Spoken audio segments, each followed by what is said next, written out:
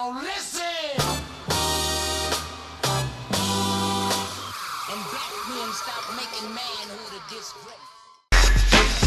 Let's go to Delphi, right?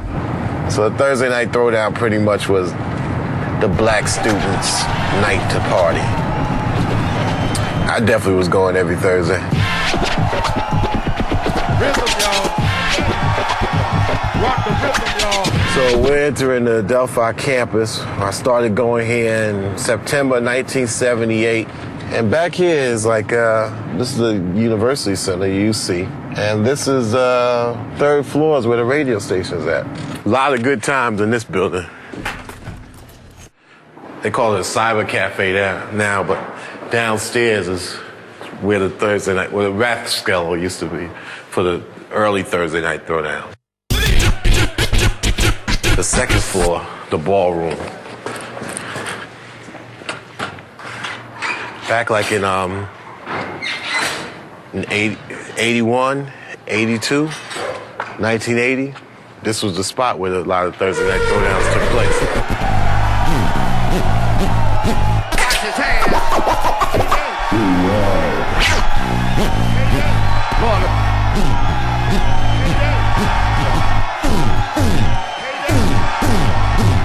So the Thursday night throwdowns were in here, and this place would be packed. And the spectrum was at many times the DJs that actually turned it out. The third floor is where the radio station used to be. And we had spent nights and nights from 2 to like 6 in the morning. Hello, how you doing? This is where the radio station used to be at years ago, so I guess it's nothing like a radio station anymore. But thank you. You're welcome.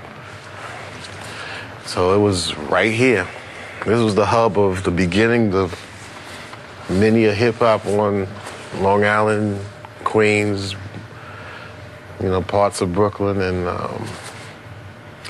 from 81 to at least 1991. Well, really 1993, with three key guys. Bill Stepney, Dr. Dre, that's Andre Brown, who later on went to Yo MTV Raps fame, and then Wildman Steve, who coincidentally is a partner of mine in internet radio. That's WBAU.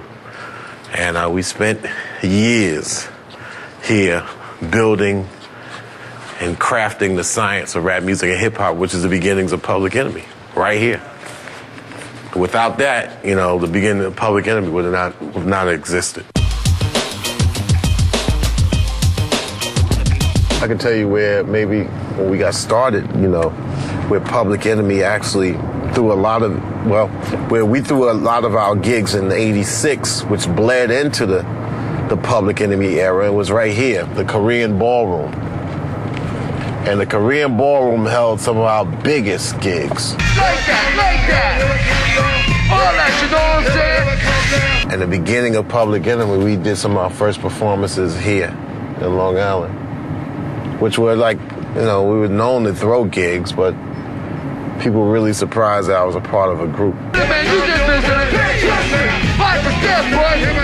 I would take a paycheck and go and put the down payment across for the Korean Ballroom, and then hang flyers all throughout these strips. Promote it on radio, because we really couldn't promote it, so what we had to do is give away tickets and change it in exchange of promotion. I used to work right across the street at that company called EPD. I was a messenger transferring film, messengering film throughout the Long Island and Queens area. Coolest job I ever had. A lot of my ideas come in the car. I always thought I was going to die driving while riding. That's right. Come on. Since I kind of put the mic down of straight rhyming for about 2 years, from 1980 and 1981. You better get your mic, kid. Better get the mic. You better get your mic, kid. I got the motherfucking mic. You better get your mic, kid. But I began to start making tapes on WBAU because there wasn't enough rap records out. So we supplemented our radio shows with homemade tapes that we made on our own. Make no mistake, we don't shake or stutter. So heed the word of the brother who makes the boy into a man. It's the job of another man. Well, one of the guys in one of the neighboring rap groups said to Flavor at the time, he wanted to take me out.